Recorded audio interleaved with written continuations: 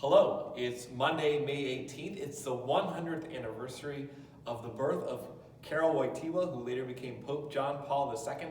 So it's the Monday of the 6th week of Easter.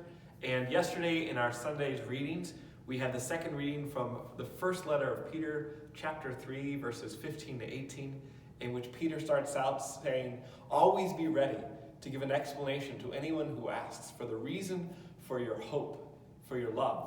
Always be ready to give testimony for who you are." And then he goes on to say we should do it with gentleness and encouragement, with joy, because the word of God, the message of salvation, is to be proposed with great joy and with great hope. But are we effectively doing that? Are we telling other people of our love for God? Are we cultivating that love for God so that when we encounter people, we share with them the good news of the gospel naturally and organically? I remember some years ago, I was on retreat with a group of 8th grade students. I was the youth minister. And we were there praying Mass. And it was a very humble chapel, and with a group of 8th grade students that weren't always the most pious. But I remember standing in the back of that chapel and just being struck by the reality of what was happening in the Mass, the presence of the Eucharist.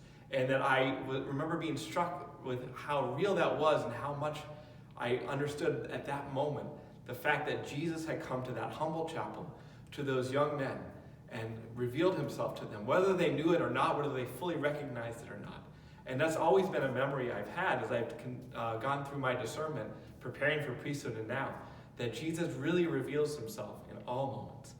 So as we go through our day, as we go through our week, what is the way that we wish to give testimony to others? How are we preparing ourselves to give testimony to another person of the reality of the presence of God in our lives?